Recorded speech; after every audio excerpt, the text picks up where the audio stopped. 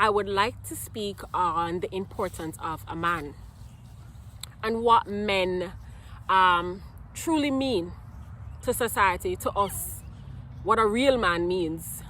All right. So in Israel, the biblical account, basically men, they had a custom. If a man didn't live up to his right as a man, he was deemed an infidel. And that's biblically, there's a Bible verse for that, actually. Right? And I'll just put it below. And say this man died. He had children or a wife and he died. What would happen is his next of kin or his brother or his cousin, whichever other male counterpart he had, would take up the responsibility of taking care of his family. Financially, however. All right. So 2 accounts in the Bible of this were Ruth and Esther.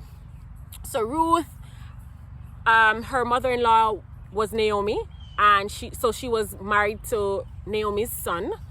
Ruth, basically, her husband died as well as Naomi's husband died, and both of them were left widows, which made their lives so much harder. They had to work. They became very poor because they didn't have anybody to work and help them, and male-wise.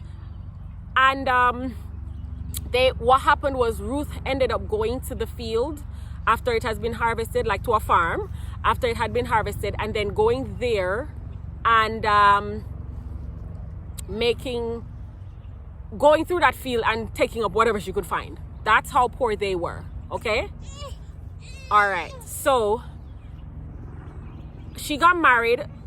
So the custom was, as I said, that whoever was next of kin to the husband would take up Ruth's responsibility, would take up Ruth as his responsibility. So Boaz was, eventually, to cut a long story short, she got married to him, she had a child for him, and basically they were taken care of. Boaz actually was a rich man, and he took care of Ruth and Naomi. So in that way, Naomi was blessed, because it was actually Naomi's husband's family member.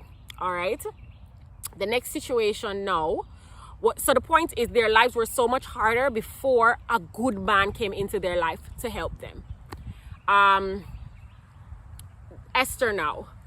Esther, she was actually orphaned, and Mordecai, being her cousin, he was like an older man and he was her cousin. He took in this little girl who was orphaned and he took care of her. All right. In taking care of her, Esther became queen. So we can say that teaching, that strong-willed woman, that was definitely owed to Mordecai. And we can go in. I would implore you to actually go and read those books. They're very short. Ruth and Esther, very short books of very powerful women who, the Lord sent good men their way to help them. So it doesn't negate the power of a woman, but just imagine how many single mothers who are really, excelling in their rights of what they're doing, of being single mothers, working, making every ends meet, their children not doing without. But just imagine if they had men in their homes, whether the actual child's father or just the support of a family member or any other man in society that saw the need and is like, okay, I am going to step in here and I am going to give this family support. Okay, maybe you can't give financial support.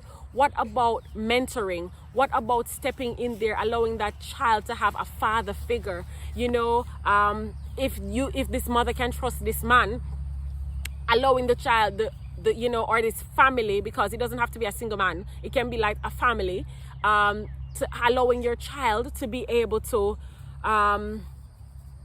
have this support system, giving that mother a break, knowing that they have somebody they can lean on. And I would just like to point us to, Ephesians 5 verse 22. A lot of times it is said that wives love your husband even as Christ. No, wives love your husband. No, wives submit to your husbands. right? As unto the Lord. Wives, submit to your husbands as unto the Lord. But it's never really shown, it's never really explained in verse 27 when the husband is told, husbands, love your wives even as Christ loved the church and gave himself for it. So the point is, the man that a woman should submit to is the one that would give himself for her. So I don't want to beat up on the fathers that are not doing. I'm just saying this is what men can do. And, you know, big up to the fathers that are doing it. Big up to the men that are doing it, that are standing by their families, that are standing by their children, that are actually fathers in their right, that are dads, that are not just physical childbearer or you know, donors of these children, but they're actually standing up to their right. And how do we know that, you know, men are better? Good men add to society. Look at the nuclear families where men are really trying, where men are doing their best. Look at those nuclear families. They are awesome, awesome examples of what, you know, God ordained. And the home is where everything begins. The home is the beginning. So imagine a well-structured home. It adds to a well-structured community. It adds to a well-structured society. And this is where we have a problem.